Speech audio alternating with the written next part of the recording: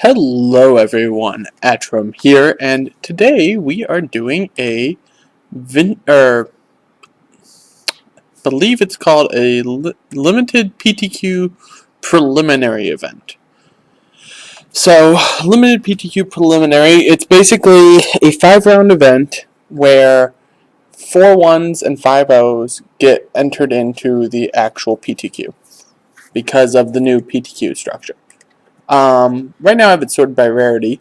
It's my limited pile. Looks like we have a Mass Calcify and an Aether Spout, so we can definitely play a very controlling deck. So we'll sort it by converted mana cost here, see what we got going on. We're mainly looking at our blue-white for the moment, which, just by looking at it really briefly, is not a super awesome pool. It's an alright pool, but it's not super awesome. Let's see what happens when we bring everything down, though. So we get some variety of things going on here. I'm bringing down anything that's good / somewhat playable. So if we just go blue-white, we end up with 11 reasonable cards. Oof. That's pretty sad. Alright, well, that plan's not going to work quite as well. So let's take a look at each of the colors individually. Let's look at our green. We have Double Elvish Mystic, we have Runeclaw Bear, we have a Roaring Primadox, a Shaman of the Spring, a Living Totem, a Hunt the Weak, and a Siege Worm. So most of this stuff is actually playable in green. Let's take a look at our red. We have Heat Ray, Forge Devil, Inferno Fist Lightning Strike, Stoke, Cone. Our red's got a lot of good burn spells. I'm probably almost thinking I'd splash the red for that huge removal package. Let's take a look at the black. Okay, we got Sign in Blood, Slyblade, Necromancer Stockpile, got a Leeching Sliver, Eternal Thirst is playable and sealed, Child of Night's good, Zathrid Slyblade, as I mentioned, Stab Wound, Carrion Crow, Double Paragon. Okay, I'm looking at this black and thinking, this black has some real power to it. So if I grab everything that I like from this black, let's see where we end up. Let's see, this is the 3-1. We'll consider it. Alright, so we have 11 black cards that I really like. Let's see, how does our black-blue look? Because I want to play one of those 2 rares, because those rares are just the kind of thing that will blow out an opponent. I play the Diffusion Sliver now, since I also have a Leeching Sliver. Also, real quick, I should look at my color list. We have Grind Clock, Meteor, Willforge Golem. Things to consider. So we'd play Aether Spouts, Amphin Path Mage. It really only gets us up to 17 cards. So, let's take a look at the red again. So with the red, under black-red, I would end up with the deck kind of looking... I'd probably play that. Play Cone of Flame. Makes 19. I'd play Meteorite at that point. Willforged Golem. Hot Soup makes 22. You're really stretching at that point to play the black-red. Looks like most of my pool is going to be a stretch one way or the other. The Double Evolving Wilds, though, opens me up to being able to splash the red for the removal package. So let's look at, say, our black-white. Black-white would give me Wall of Essence, Raise the Alarm, Swift Claw, Skirmisher, Pillar of Light. I'd probably play at least one of those pilgrims. I'd play that, and I'd play that. So if I bring in this white package, that's 8 cards. So we have 8 cards. If we look at the blue package is bringing in 1, 2. If I'm splashing red, I'd play that guy. So 3, 4, 5, 6, 7. Probably play one of those in this, so that'd be 8. Okay. Let's see what we're actually playing from the red first. So from the red, we're playing Heat Ray, we're playing Lightning Strike, we're playing Inferno Fist, playing Stoke the Flames. Also probably playing Forge Devil because that guy's pretty good in here. And I'm playing Cone of Flame because Cone of Flame's insane. Now, mind you, Cone of Flame's really greedy with the double red, but with the double Evolving Wilds, it's probably fine. Let's see how our Jund looks. Our Jund allows me to bring in some Elvish Mystics, a Runeclaw Bear, a Shaman of the Spring, a Roaring Primadox, a Living Totem, Hunt the Weak, and a Siege Worm. Okay. Our black-green is actually not super bad. Interesting. If I'm doing it like this, though, I'm going to want to cut some stuff. So, obviously, we're going to be looking at cuts. Forge Devil probably gets a cut, but actually it's probably not a bad idea. Stoke the Flames is probably getting cut, because I like Stoke the Flames a lot, though. This is definitely an interesting thing. Alright, so let's look at this. So, if you cut the red again, you'd play Titanic Growth. Now, what if we brought in just a few red cards? So, Heat Ray, Stoke, Cone. Just a few red. Actually, Lightning Strike as well. So, Heat Ray, Lightning Strike, Stoke, Cone. Stoke is the weakest, but I really do like the removal. So, as soon as I hit double red, I can play it. This is actually not a super bad deck. If I'm going, I'd like to cut one non-creature spell if I could. Let's see what we can cut here. So our non-creature spells, we'll bring those all down here. Let me resort by converted mana cost just to help ease things. So non-creature, non-creature, non-creature, non-creature, non-creature, non-creature, non-creature, non-creature, non-creature. Okay. So, based on this sort, 1, 5, 6, 7, 8, 9, 10. Okay, so based on the sort of 10 to 14, I probably want to cut a non-creature spell.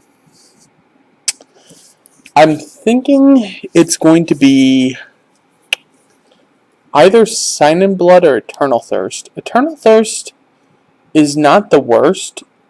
It's not the greatest, but it's not the worst. And actually in this deck, where I have 1, 2, 3, 4, 5, 6, 7 pieces of removal, it can make a very big creature. Not to mention any just straight up combat that happens. So I'm probably going to actually keep this Eternal Thirst. I think it's going to be Sign in Blood. And the reason I'm saying it's going to be Sign in Blood is the double black early on. I'm probably not going to have double black early on. Once I hit 4 mana and above, I can start to try to hit the doubles, but before that, I don't think I'm going to be hitting doubles. So I think this is what I'm looking at. Although actually I do want this Meteorite for this deck. So I want the Meteorite, at which point I need to cut something else. I think I'm going to cut Titanic Growth. So I have removal, removal, removal, removal, removal, mass removal, removal, removal, and a reasonable creature base. I think this is the deck I'm going to go with. I could see bringing in this Willforged Golem, but only if I really need more creatures. So I think what we're going to do is we're going to add these lands. So it's saying 6, 5, 4. I'm going to go to 3, 6, 6. Because I want to hit these Elvish Mystics to try to boost up the mana on most of these. And 3 should be enough for that since I have the double Evolving Wilds. Alright. Well,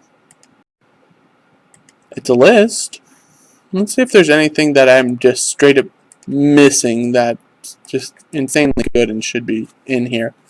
I mean, having the mass removal from Aether Spouts and Mass Calcify really was a pull to those colors. But those colors just weren't strong enough to actually get anywhere. I don't really want to have to be playing Soul Menders, for crying out loud. So, I don't have enough zombies to make Necromancer stockpile work. What were the other rares in here?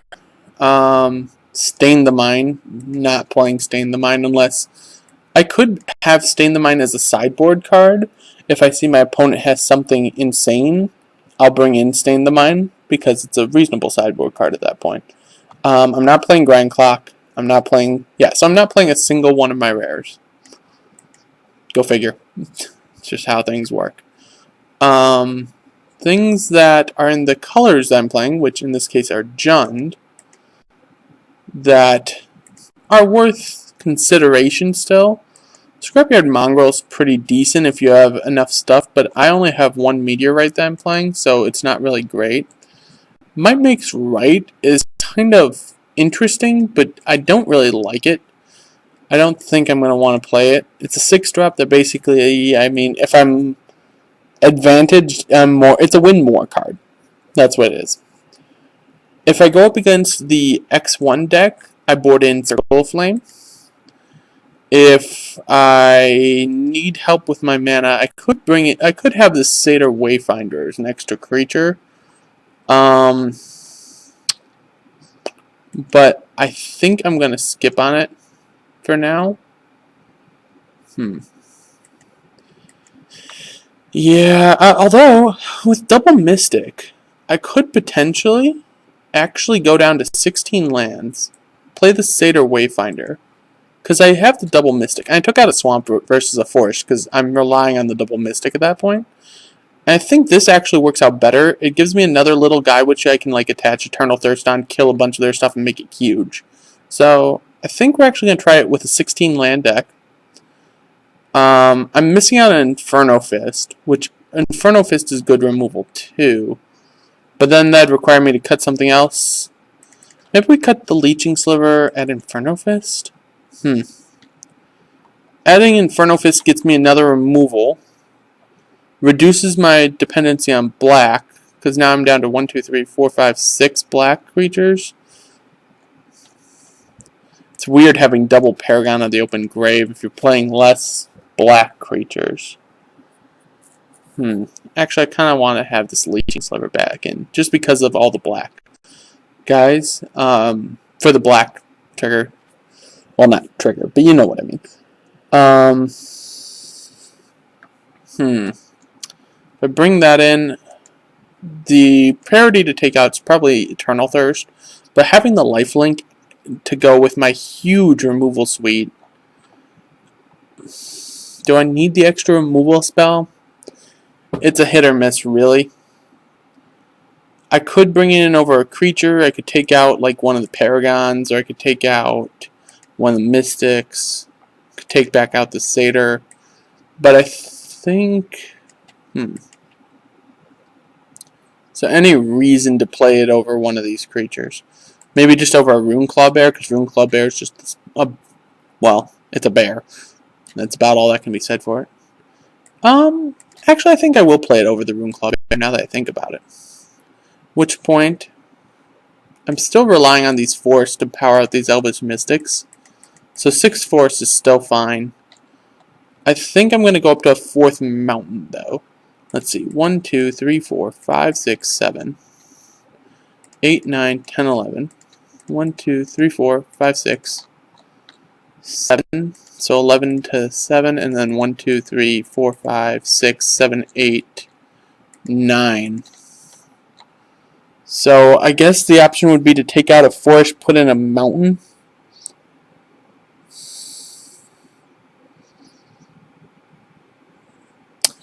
I think I'm going to keep the mana the same way.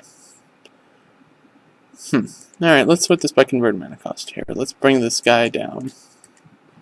Here, let's shove that up so I can bring this down. So this would go down here. That just helps like one of my smaller guys beat through for more damage or be a more reasonable threat, and it's a piece of removal. So I have 10 pieces of 9 pieces of removal. In some cases, the removal is kind of limited in what it can do. But 9 pieces of removal, an Eternal Thirst to help grow a guy through with all the removal, and then I have a reasonable little creature suite. Alright, I think I'm going to submit like this. The real question is, do I just want to go 5-5-4-2? But with the double Elvish Mystic, I just feel weird doing that. Because you really want to be playing Elvish Mystic as early as possible, don't you? Because otherwise he's just a 1-1. Decisions. I don't want to... The Leeching Sliver is the black creature to cut if you're going to cut a creature from black. But I don't want to cut a black creature because of the double Paragon. If anything, I want to add an extra black creature, but the only extra black creatures I have are... Witch's Familiar is actually not awful. So, say I add Witch's Familiar. Which, that's a late add, I know. I just went through and went, oh, Witch's Familiar. I'd probably retake out this Inferno Fist. I think I'm just going to take out the Inferno Fist and keep my mana the same way. We're going to submit, and I will see you all in round 1.